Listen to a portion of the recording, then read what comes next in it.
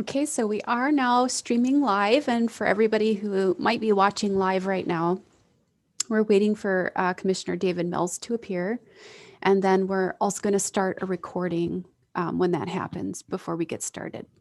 So.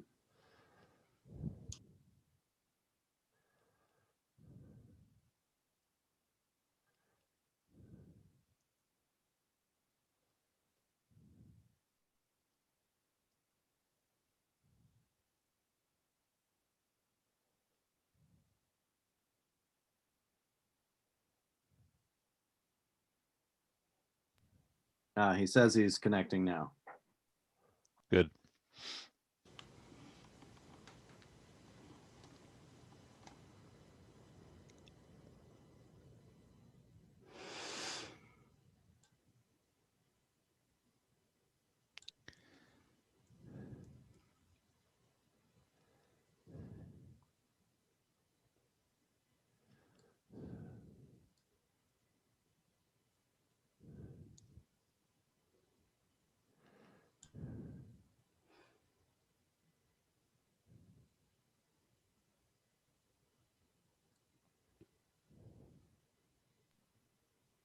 So Miss Amanda, are you using a camera or is this off of your computer? It's off of my computer, and it does record volume pretty well, but I'm expecting a bunch of staff to come through in the library to open while we're meeting. So.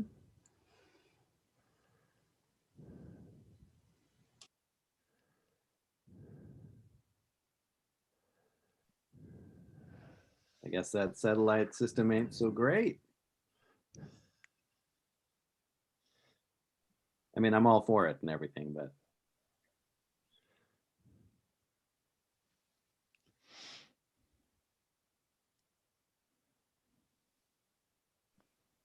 now he says, yes, I'm connecting. And then he said, or I'm trying to connect.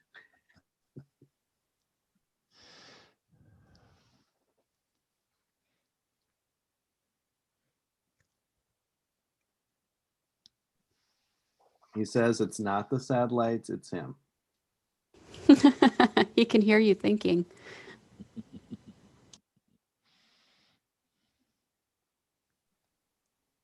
So I was just wondering, I was looking back at my emails, I was asking for that document after I made my comments on the letter that came. And I swear that document didn't come originally, because I was like, she's telling me to go look at all these boxes, but I don't know where that is. So I went to the Google and I just went everywhere looking for them and I just could not find them. But I do have some questions after Dave gets here on that. Were you ultimately able to see them? Yeah. Thank you Okay. so much for resending that to me. Sure. Anytime. Yeah, and did we have that document at some other point? I feel like I've looked at that, or maybe I've just seen another document like it on all these committees. But did we see this once before, or was that the first time when you emailed it to us? Just when I emailed the finance committee the first time with the doodle poll. Got it. Thank you. Yeah, you're welcome.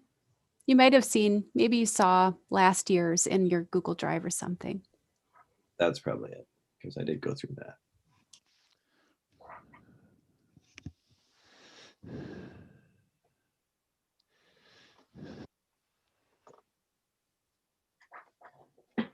I was excited to hear about those passes for the state parks.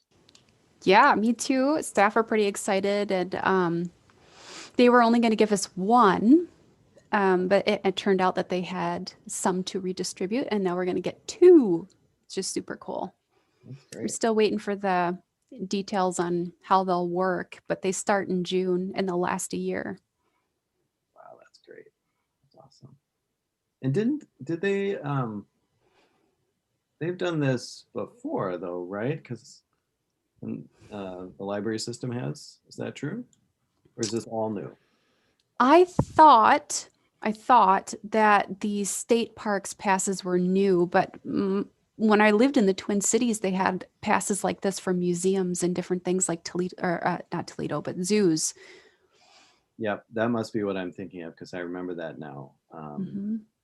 Because I know when we lived in the cities, I remember when my kids were little, I remember being able to do that. I didn't Yeah. play Park Pass, but I remembered other things being available. Yeah, and they were super competitive. Yeah, yeah. I really loved our library in our neighborhood. We were over in Nokomis. It's a really, really nice library there. It's great. And it was funny, my growing up librarian was there when my kids were little. It was so funny. She must have been Whoa. just starting like 1974. She was at the library in my neighborhood growing up. 2000, when did we move back there? 2006. She's at the library in the neighborhood where I landed with my kids. Amazing. Yeah. And legend has it, still there. Could be. I don't know.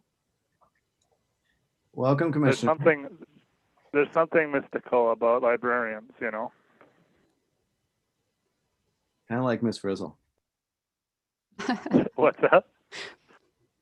The magic school bus. Like Miss. Oh. Yes.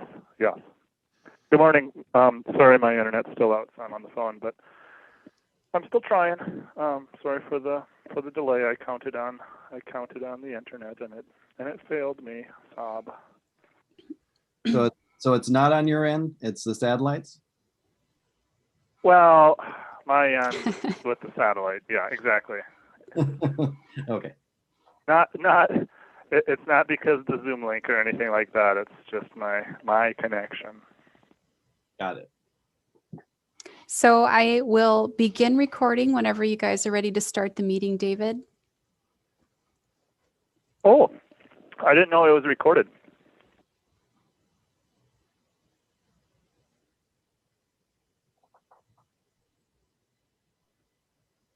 But I mean, I'm ready whenever everyone else is. I can't see anyone, so Right. I'll be operating blind. Yep. So I'll just reiterate that the Minnesota statute requires public access to all of our meetings, including our subcommittees. And so we are streaming and recording today. Oh, okay. And with that, I'll go ahead and push record. Yeah, that sounds good. Then we have the notification. Well, I guess that's good to know. And in the past, and that I guess gets back into the COVID side of things. In the past, we would just have a small group meeting in person, and I guess by statute, the public would be allowed in that, just that no one ever attended. So with virtual, then we do indeed have to allow access, which the only option would be recording and or sending out the link publicly. But that's all very good to know. Thank you for looking into that. Mm-hmm. Okay, so everyone had a chance to look things over, I'm assuming, spreadsheet. One question I had right off the bat from my end was, and I don't presume, Michael, you're familiar enough with the city process yet, and I should be, but I have other processes in my current mind, so I can't remember, and hopefully, Amanda, you can help. I'm just curious about what the pay schedule is, and if staff increases in staff pay is exclusively COLA, or if there's another separate schedule besides COLA. All of our clerk group will be at base pay by the time that 2022 is underway. That definitely changed things for us. I'm sorry, can you say that once more? Yep, absolutely. So with the union step increases, by the 2022 budget, all four of our clerks will have reached base pay. As opposed to? So that how this thing works is like you come in at an entry level pay, and every so often, Oh, every so many hours, your rate increases. And so with everyone doing their term of service, they are now all going to be at a certain base level pay that is in addition to a COLA increase. Okay, thank you. Yeah, thank you for clarifying that. Sure. I guess I assumed everyone was at base, but that was a poor assumption. So beyond base, say next year, assuming we keep all staff, is there a scheduled increase beyond COLA, or is it just COLA? I think it's just COLA, if I'm understanding your questions and what I've learned from Kim. Okay, yeah, and that's what I wanted to clarify, because at the county and other organizations, there is often a scheduled step, and that happens for X number of years, and then and that's kind of an organizational structure. And so I was not on the personnel committee at the city, and I couldn't remember just from our council at large discussions how the city operated like that, or not. So I'm pretty sure in any case that Kim projected, I know that she did it for the clerk group, that she projected any kind of additional increases that would occur for each person. So, yep, and go ahead. okay. Thanks, Commissioner. So, seems like we're jumping right into talking about the budget. And we're talking about the salary, and I'm looking at salary full-time. I saw that it says, 3% increase, but that's more than 3%. So is the 117 that I'm looking in the request, is that what we're talking about here, where we have everybody getting to base and then other people are just getting their COLA? Is that why I'm seeing a greater than 3% rise? I feel like I'm made my base, whatever, for the next 5 years in this budgetary year. It's possible Kristen is reaching that next year.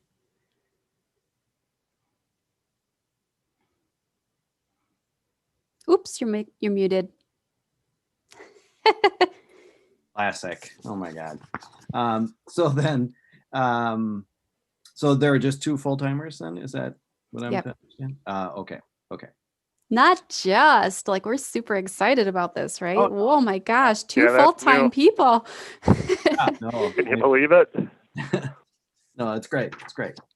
I'm all for it. Just trying to understand. Okay. Sure. So she'll be getting, And that was, go ahead. no, I was gonna say that was a change when Amanda was hired as the assistant, correct? Yeah. Assistant director, and so that was a big change then, and I'm happy that we've kept that. I think that change has proven to be very worthwhile and really integral with the library's success and growth and development. So Commissioner Mills, I just want to ask, what year was that? Because I'm looking back at the full-time salary, and it seems to be about, just over 100,000. Let me see. You historically you would we did have a director that did not require full family insurance, and we do now have 2 employees who require family insurance. I don't know if that helps you, but because it was in place last year, but that is one contributor. Yeah, well, and I guess I'm just looking at the salary. I'm not sure Okay. if that health insurance is included in that. But yeah, because I'm looking at year end 2019, 2018, just over 100,000 in both of those. And then we get here to 2022 and it's 117, which doesn't seem like that'd be enough to account for 2 people going from 1 person. So when did it happen? When did we actually get that second? Yeah, I don't recall when you were hired, Amanda. Do you remember exactly? I started work January of 2017. Okay. Got it. And yeah. somewhere along the lines, the director's salary was addressed. I don't know if I think it was not just a COLA, or I think that the director's salary was adjusted at some point. And then you're in February, let's see, October of 2019, Steve left, and I was then working as the director. And in July of 2020, we had our new assistant director come on board. So as far as the budget is concerned, that was a little blip Yeah. with that transition. And here's what we're talking about, folks. Yeah. So I'm looking back at the 2017 column there, and so that must have been, so you started in January that year, is that? Yep, in January of 2017. Okay. Yeah. And so to add, so you were coming on as the assistant, but you were full-time, correct? Correct. Okay, so that accounts for, okay. That makes more sense to me now. It's just it felt like we're doubling, and how can we double when we've not doubled or almost doubled our full-time salary? So, okay, thank you. I'm sorry, was that a question? No, it's just a clarification. I'm just reiterating, Okay. talking. Okay. Yep. Good. Yes. We need more of that, right? Well, and sorry to jump right into the budget. I didn't know if there was other items we wanted to talk about first, but I thought that was primarily what we were gonna be going over here. Were there some introductory things that you wanted to get into, Councilor Gary? No, Commissioner, I was just, I just, we didn't have an agenda, or at least I didn't see an agenda. So I'm just like, okay, this is what we're doing. We're just going to jump right in because I'm brand new, but I'm glad to do it. Do you mind if we go over to the insurance? I just wanted to ask a couple of clarifying questions on that one. Please. Health insurance. So one of the, actually both the building and the health. So I was wondering, Amanda, if you could clarify for me. So we are required by law to carry health insurance for our full-time employees. Is that correct? Yes, that's my understanding. For full-time employees, you are. Okay. And not to push too hard, but under where is that? Is that state? Is that a state statute then? Or where would I find that? I can ask Kim. She would be the she'd give us the correct referral. Okay. I'm only curious in that, there are instances where, and I've kind of been on that cusp in my life where it's actually better for me to go with the, Minnesota Care or whatever, rather than going with my employer. And if that were the case here, I was thinking like, well, we could do something with those dollars to compensate our employees rather than spending on insurance. But okay, I just wanted to see more of that. And then also with the insurance for the building, do we have any negotiating power in that at all? Or is that just like, nope, this is what it is, and this is our one insurer, and so that's what we do? Is that fair, like as a municipality or as a library system? Or This is going to be local to the city. okay. And again, my understanding from my conversation with Kim is that it's decided for the city and insurance, and then it's just distributed amongst the different departments. I'm not quite sure how all of that works. If you have a specific question, I certainly can connect with Kim and then get back to you on it too. Yeah, I just wanted to, make sure that we are. I mean, it seems like we're kind of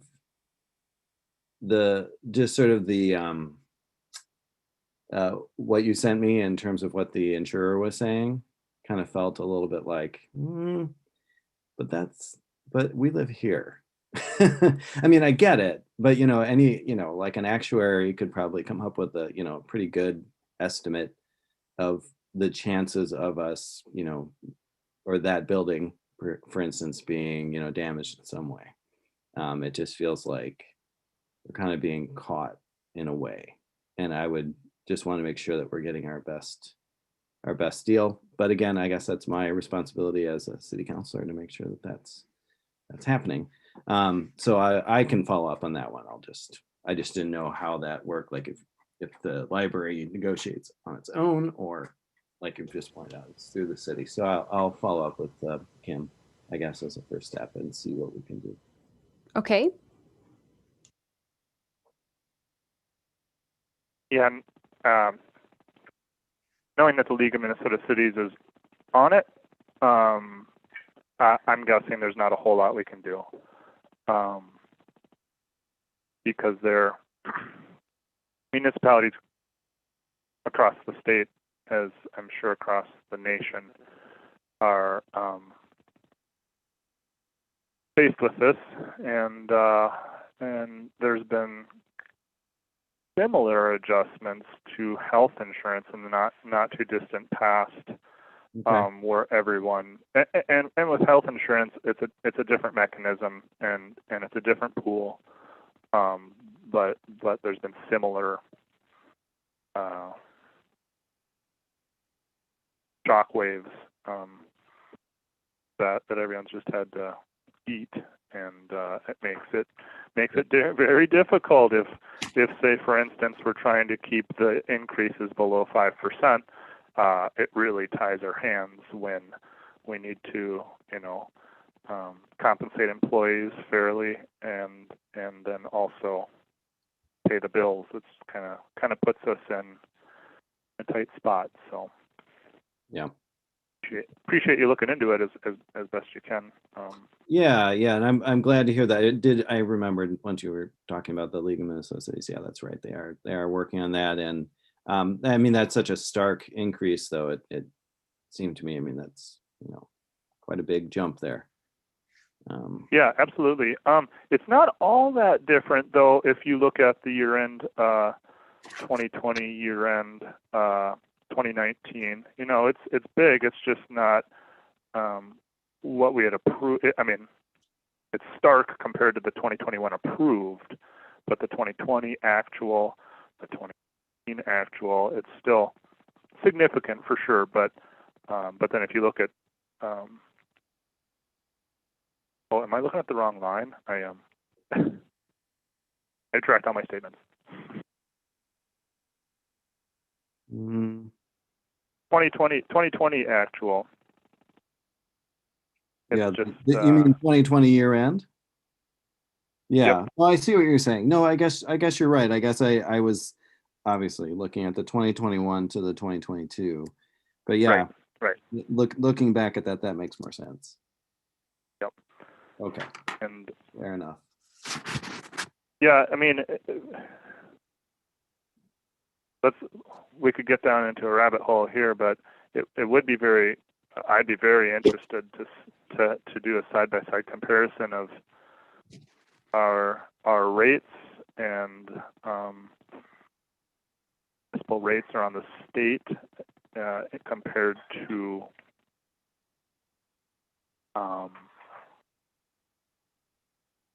just the structure of insurance and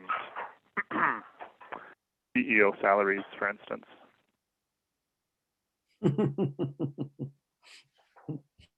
Go, Dave. Awesome. Yeah, one of the, I always hate being caught, like having no negotiating power at all. And Dave, just so I understand, do we or if you know this, so the city gets together with other cities and we sort of get our insurance that way? Is that what you were pointing at, or at least we negotiate a certain level? Is that accurate? I'm not understanding your question. Yeah, I was just wondering if are we negotiating independently as a city, or are we, joining in with other cities to negotiate rates? Oh, that's a good question. Yeah, I'm not sure what the pool is. Typically, there is a pool, and I don't know if it's through the League of Minnesota Cities, or at the county end, it would be through NCIT. I don't recall what the city's Okay. city's program is. I'm sorry. Okay, no problem. I can figure that out. There's another issue with the building insurance, because there's no separate policy for the library. How it's distributed between the different parts of the city, as long as it's the same, then you're comparing apples and apples. But also, if there's a deficiency that the insurance company finds in some other place in the city and decides that they need to charge more, then we're affected by that, whether we caused it or not. The First Congregational Church went through a long process last year of risk reduction, and it's costing us for our insurance this year about the same as last year, which was nice, I think. But it's a rather comprehensive policy. Separate policy covers the building and all the all the stuff inside. It covers the people, it covers the parsonage. It's a very comprehensive policy. But then we do Yeah. the negotiation. I'm sorry. Oh, We yeah, do the yeah. negotiation. Yep, and yeah, you're absolutely right, and that is kind of one of the dances that we do with the library, is that it is part of the city. It is part of the city's structure and organization and capital, and we do have the partnership with the county, which is great. But yeah, it's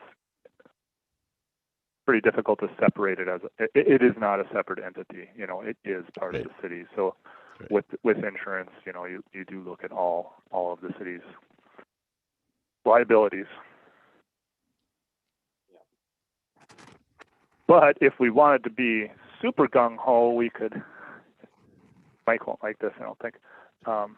Administrator Ross, we could, and I'd assume they're on it besides, but we could look at, a more comprehensive risk management strategy. But I think that's overstepping our purview as the Library Board of Trustees. Yeah. Maybe. Okay. So, Amanda, Director St. John, what can we offer you? Like, I guess I'm trying to understand. I mean, I know that I've got questions, things just pop up to me, but what is, I mean, my understanding is we're getting together now and this is going to be submitted to the city.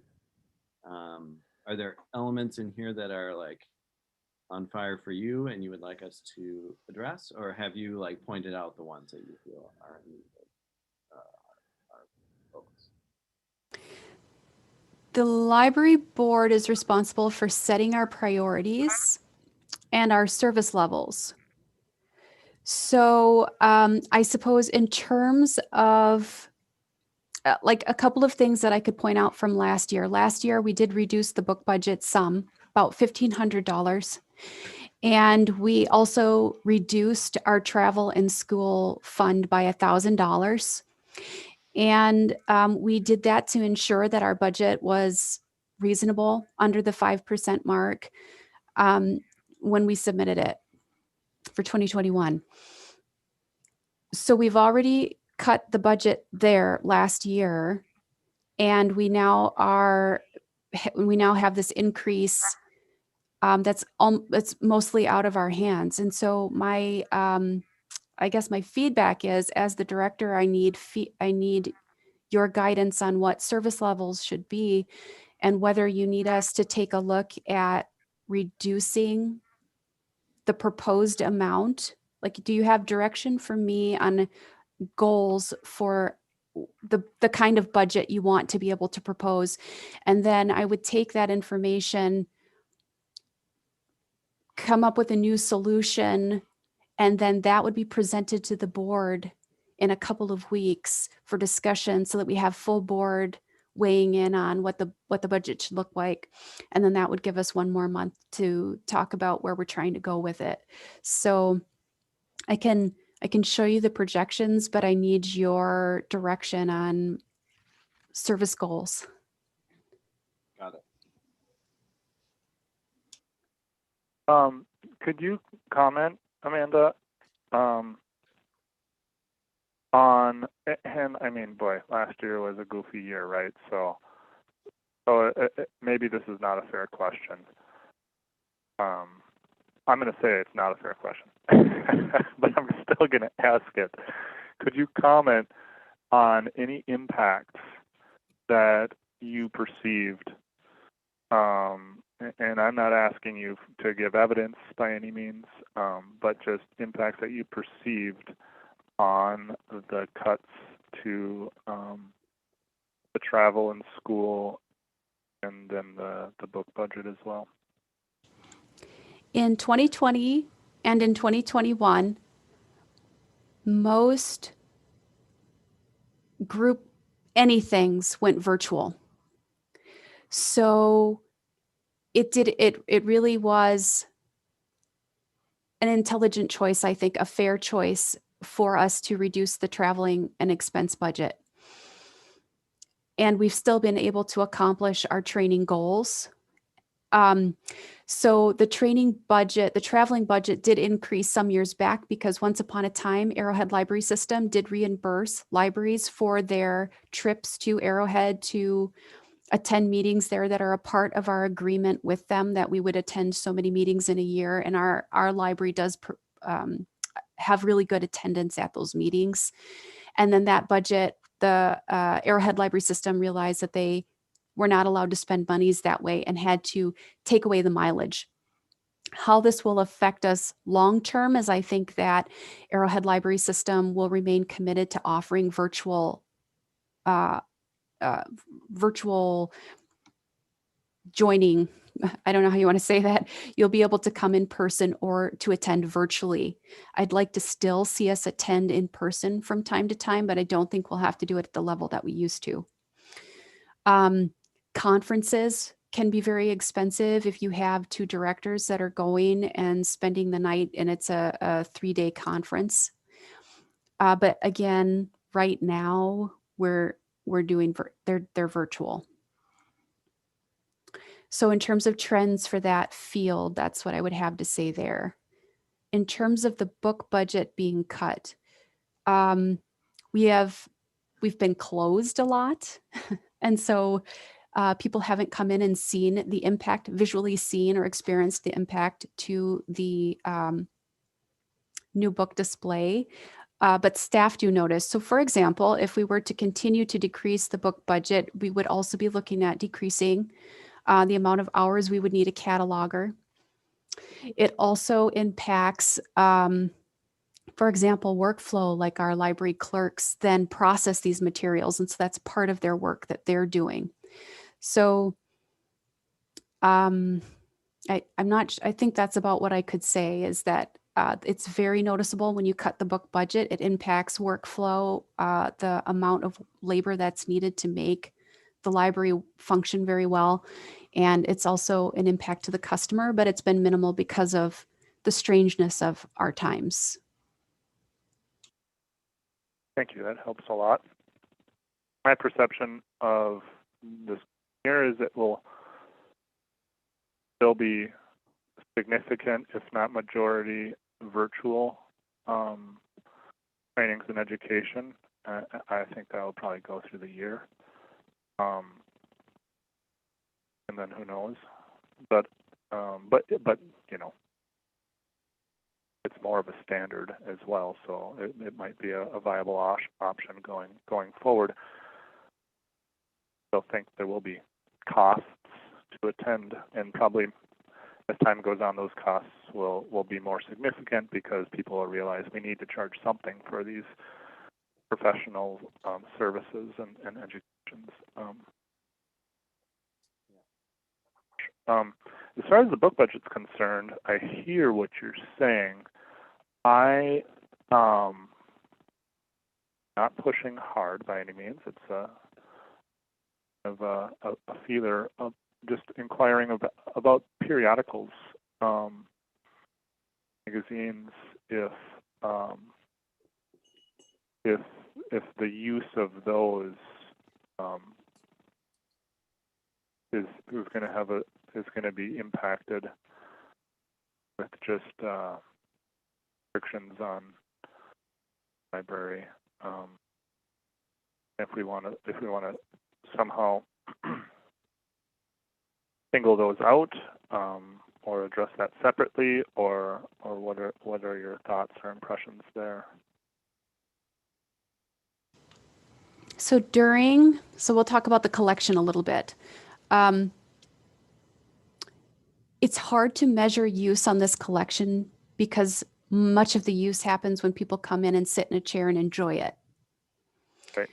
So I don't have any data to draw from specifically to be able to show its performance. However, when the library was closed to the public, definitely sitting down and reading magazines was a barrier. We did end up circulating magazines, including the new editions, which we generally keep on hand here. All of our circulation was down to about 50% during the emergency. And what that would look like for us going forward into 2022 is really a guessing game.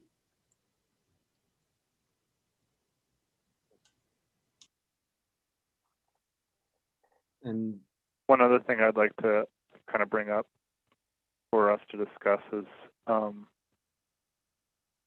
change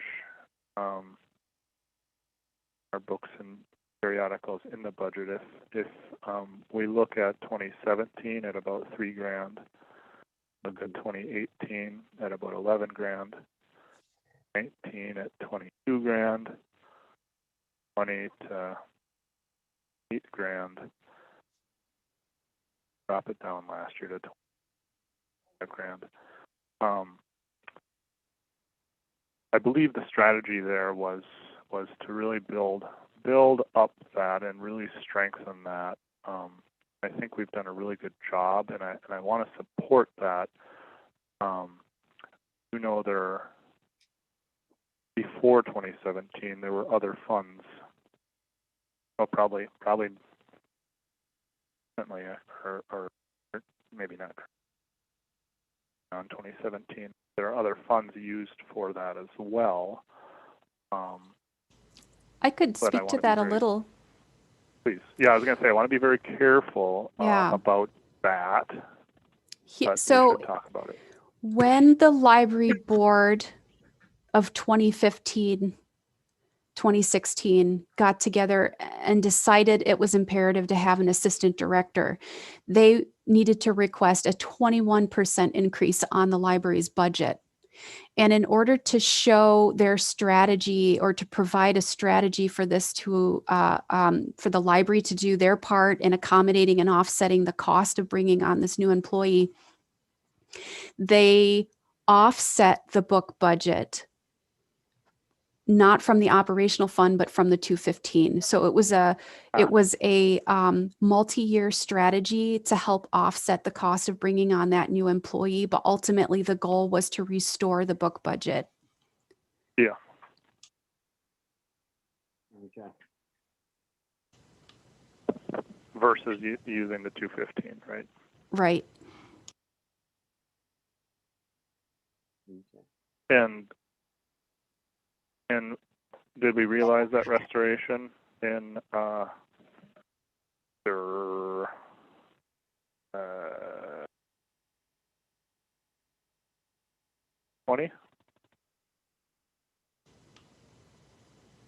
I have to take an educated guess. I remember Steve talking about us kind of coming through it. So I'm going to say 2019 was about where you see that book budget popping right back up to about 21 $22,000. I think that was our year of completion.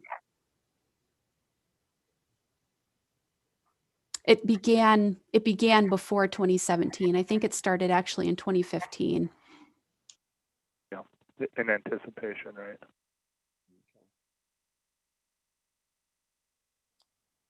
So one follow-up question I had about our periodicals. Do you have a way of, excuse me, delineating them out of the budget? Like, do you know what percent is books and what percent is periodicals? Excuse me. It would be fairly easy for me to figure that out for you because we just use a couple of vendors for our periodicals, but I'd have to do that manually for you. Okay. And is it, I mean, just off the top of your head, is it significant? Like, are we talking 1,000 or many thousands or? Give me just 1 second. I just thinking like, is this because I don't want to put any work on something that isn't gonna produce much fruit. If we're trying to pare down and we're trying to figure out where to pare, if that's a significant area, then maybe we look at it. But if it's not, maybe we just leave it lie. And Mr. Mills or Commissioner Mills, was that what you were looking at as well? Oh yeah, I mean, we need. I feel like we should look at our options, and I think that would be useful information. I don't know how serious I am about adding those resources because I certainly see the value. Kind of what I was questioning is the use, right? The level of service with those, and just what that's going to look like this coming year. And so I'm trying to be a little nimble there, or potentially, but it's also a dangerous, slippery slope because I don't want to undercut the overall level of service. I'm just trying to be strategic. So, Councilor Gary, do you have greater? Well, I'll preface this. From the city perspective, from the county perspective, I do not yet have a good, comprehensive budget forecast or even talks about insurance increases, whether it be building or health insurance for 2022. And so I don't presume the city does, but do you have any general sense? Has there been any discussions at the council level about some of these increases? Yeah, so Commissioner Mills, I have not heard anything. I mean, Kim has given us, some documentation of where we are budget wise. But as far as, what's coming up, I've seen it and nobody has, pointed it out. So whether it's a great increase or not, I assume it will be, but I don't know. But in any event, nobody has said, hey, let's sit down and talk about this budget. So we haven't had any clarifying discussions. And that will probably happen later in the year. The library's obligation to get our budget to the county pushes our conversations way forward in the year. To answer your question about the magazine subscription, let's say it's in the $4,000 range. Annually. Yep. And the one thought I had, and when we're looking at books and periodicals, does that include ebooks as well, or is that another category altogether? So there is a line in our budget for electronic books and journals, and it's been zero except for it looks like we made a gesture of $750 in 2019. Arrowhead Library System affords those, and the state Minitex affords those for us. They do, however, greatly benefit when member libraries contribute. Otherwise, they're just hardly keeping the base collection alive. Sometimes the library does contribute to those materials, but we do it through something called crossover funds. So Arrowhead Library System provides the region's libraries with something called crossover dollars, which is eligible to be spent on ebooks, and then we send back a portion. It doesn't come through, it hasn't yet needed to come through our operational budget. Got it. You know, to my mind, you know, I've been using that, and I'm not saying everybody is or should, but you know, I guess that's, to my mind, that's kind of a pressure valve, you know, or letting off a little pressure there from the collection, or from, you know, spending more money on books and periodicals. We might shunt people in that direction, and I guess that only works if people have been moving in that direction. So prior to 2020, did you, I mean, obviously that's a weird year, so that's what I'm kind of thinking, like, let's not look at that year. But prior to that, did you see good usage of the ebooks, or is that, or am I an outlier and that's not a very common thing in our area? Arrowhead Library System does manage the statistics on this, and I think I might have something in my records that delineates Grand Marais usage. I believe we are in an upswing, but Arrowhead in general is seeing a tremendous increase in the use. In fact, it's really hard for them to budgetarily keep up with the demand, particularly on digital audiobooks. Okay.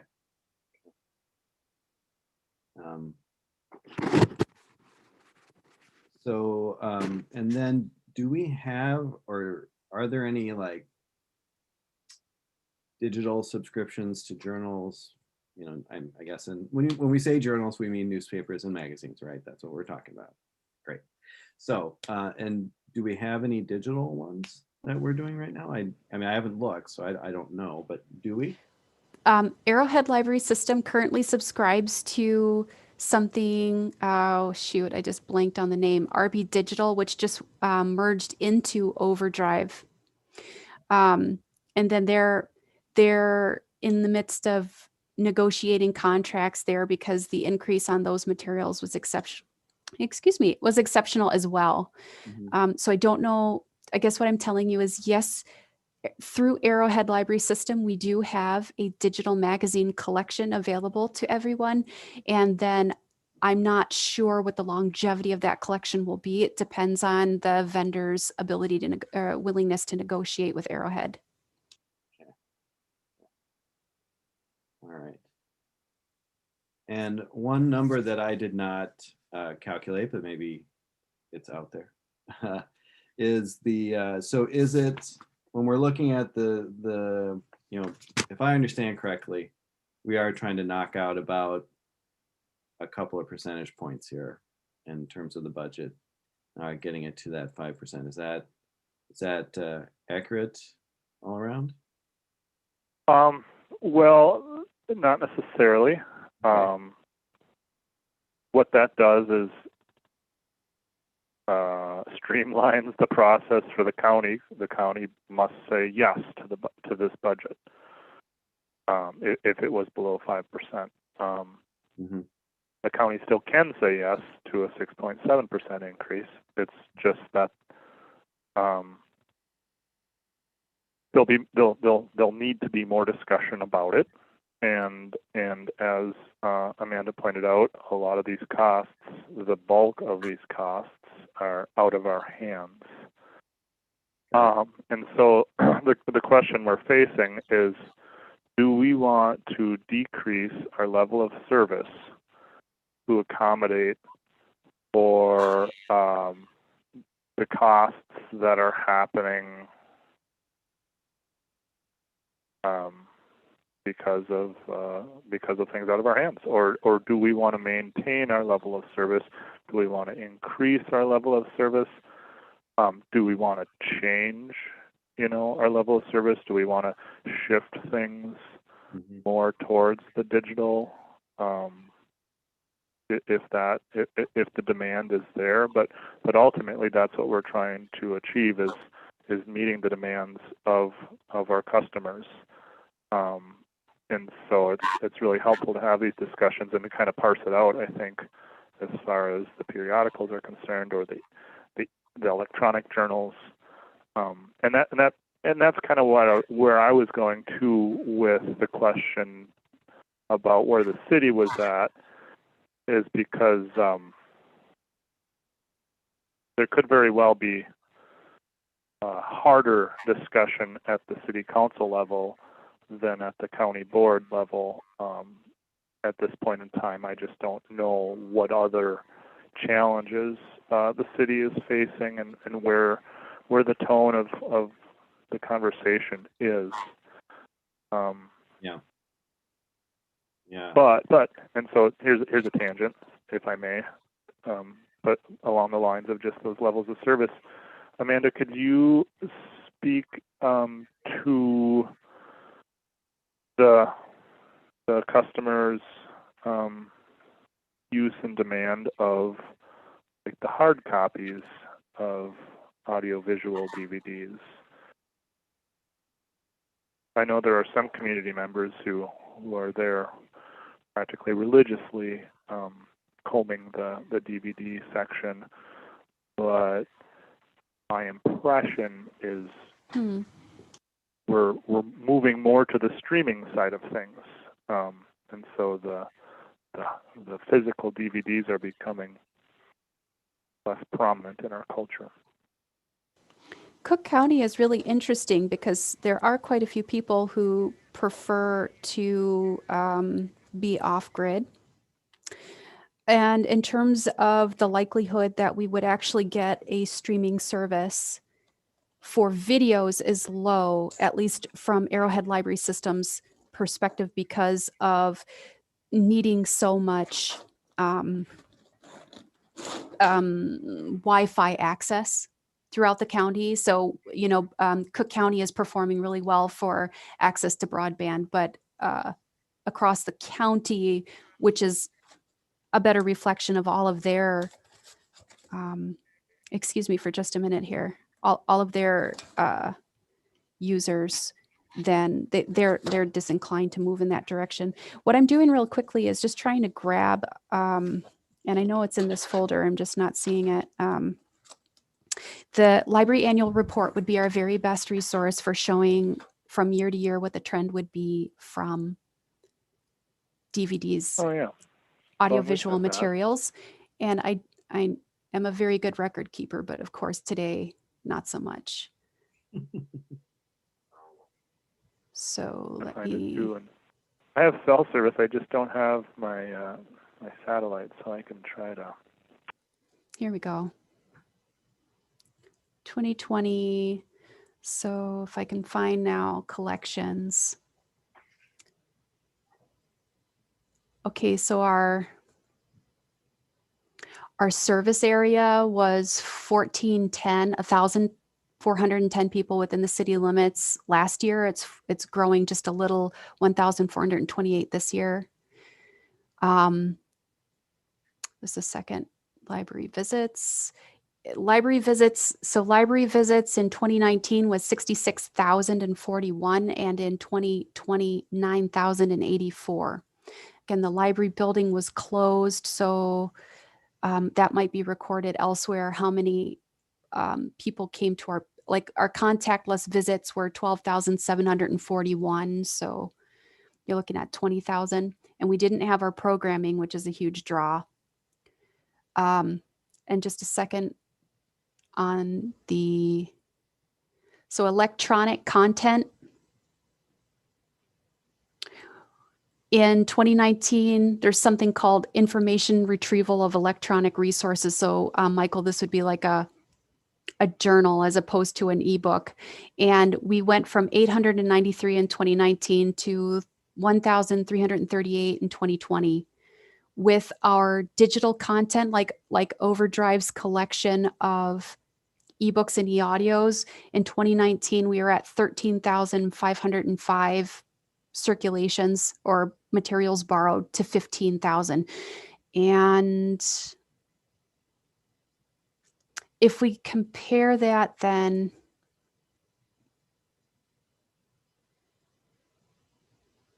Just trying to find a good comparison or see that DVD collection for you.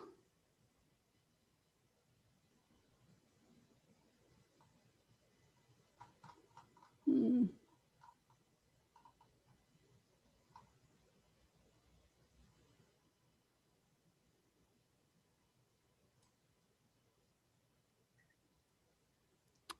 And my report's not showing me, this is your DVD or video audio visual collection, but I'm thinking it's 3,853 in 2019 and 2,235 circulations. So it is definitely a smaller collection. It is slightly less circulation. And then we are seeing that slight, very small trend between the electronic use growing. Mhm. Okay.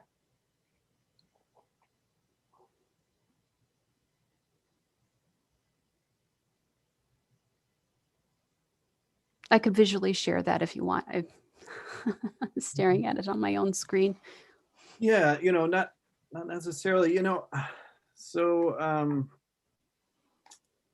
I don't know, folks. I feel like I would rather push this budget through.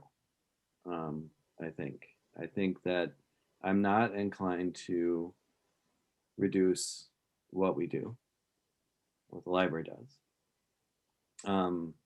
And the increases, by and large, were outside of our control, as we've all said.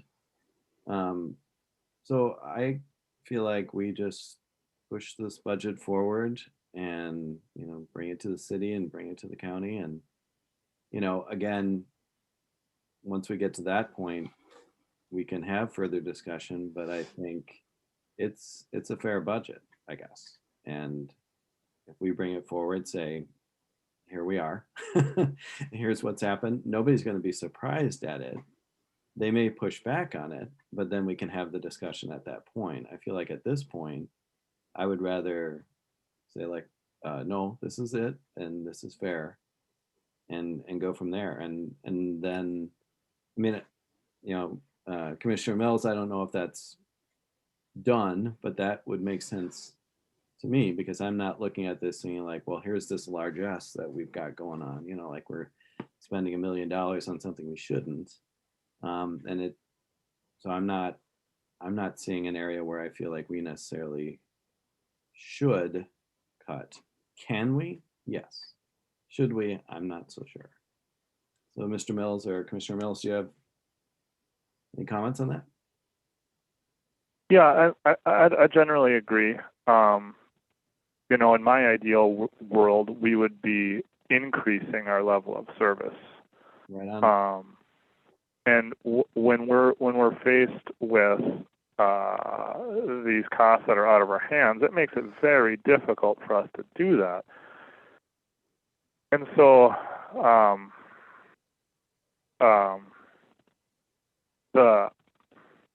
I guess some of the questions I was asking were trying to find a strategic pairing or pruning or refining because of potentially changing demands. But as I said before, last year was so goofy that it's just so hard to know what is real as far as demand is concerned. We can look backwards, but it's really hard to anticipate forwards. And so, part of me wants to do like a good faith pruning to say like, look, we understand these costs are increasing, they're out of our hands, and here's how we try to mitigate that. But as I said, I don't see our community wanting less service. I see our community wanting more service. So that goes against what our community wants. So I think we're on the same page there. I think we should, we certainly want to keep. Well, I guess my ask would be this. That we really And boy, I wish I could be more specific about my ask, but I really want to try to hone in and maybe look a little more, and critically maybe isn't the right word, but a little more discreetly at our usages of hard copy DVDs, hard copy periodicals, and just see if this is the best way to be spending the money, or if perchance it could be more effective to encourage and support more of the e-periodicals and the Overdrive audiobooks stuff. And I do appreciate the point that Arrowhead ALS does not currently offer a streaming service. Although I would be curious to talk more about that, or maybe we can ask Helen more about any discussions they've been having about that, and just where that might take us. But one of the real strengths of the hard copy DVDs is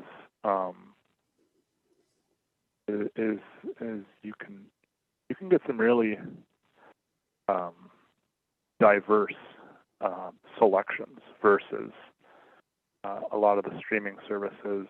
There's a lot of different contracts and hoops to jump through. So I think the hard copies are still very important because it gives a much broader scope of options. But that's kind of where my thoughts are, is do we want to be looking harder at these options and these trends, or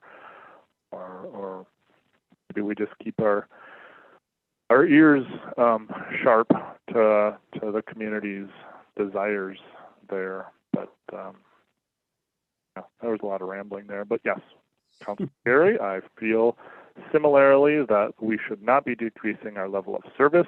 In fact, we probably should be increasing it, but because of these uncontrollable increased costs, maybe not the best time to do that. Okay. Kevin, what are your thoughts? Yeah.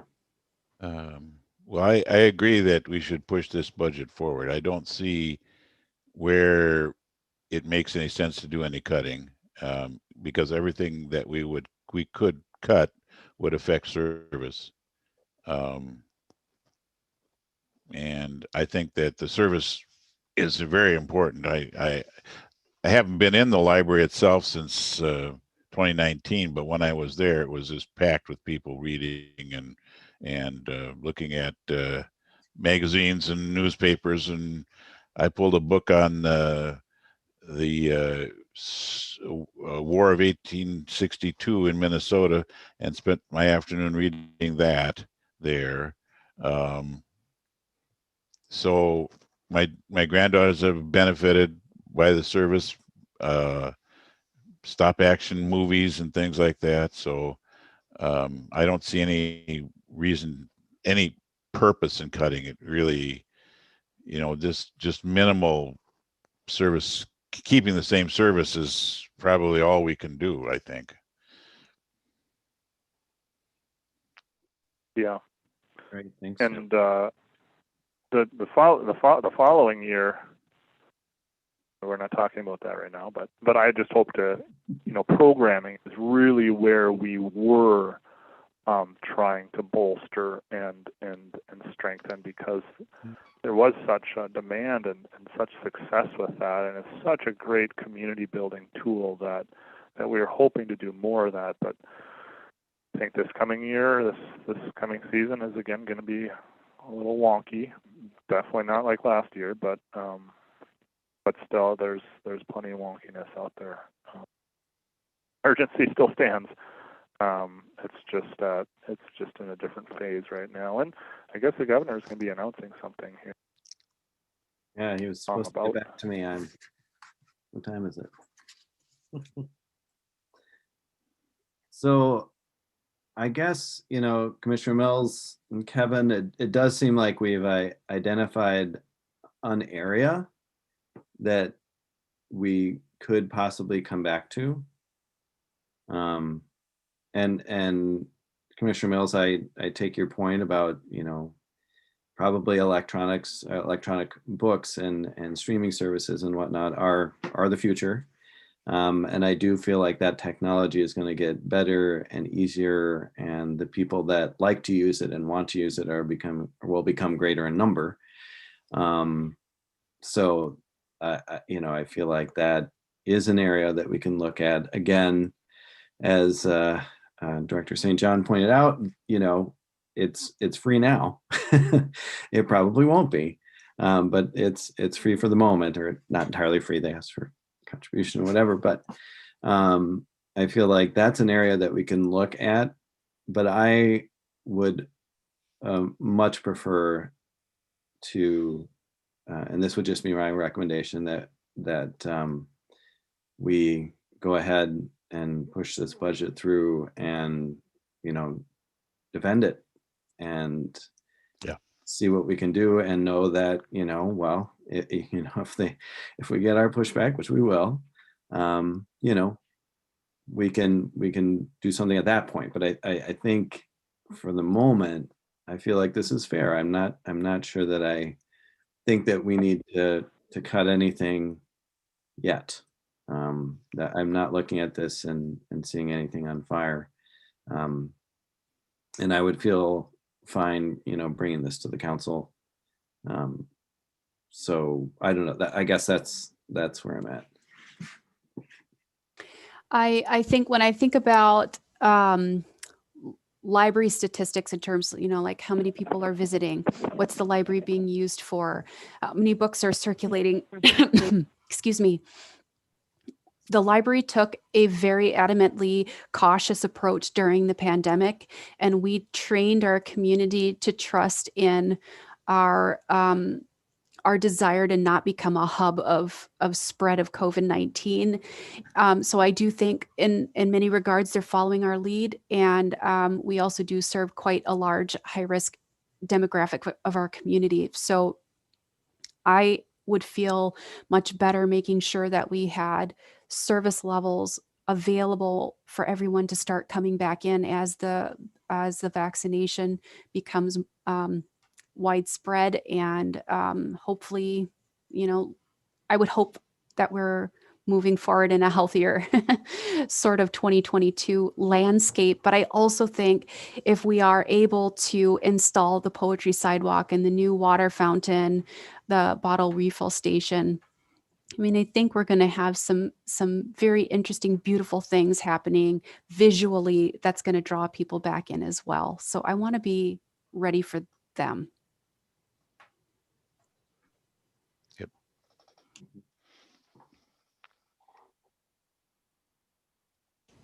So with that, then the direction I'm hearing is that first and foremost, this is the budget you'd like me to bring to our next board meeting for discussion with all trustees. Second of all, there were a number of questions from the committee about step increases and also about full-time salary projections and some insurance questions about what kind of negotiation power that we have available. And Michael, I think that you were going to go and speak with Kim about those things. Yeah, just to ask, how does it work, and do we have any flexibility at all? That would be great. And then, so for me, you don't need anything except for me, trustees, to bring this to the trustees. Great. Okay. Thank you for your time. Thanks.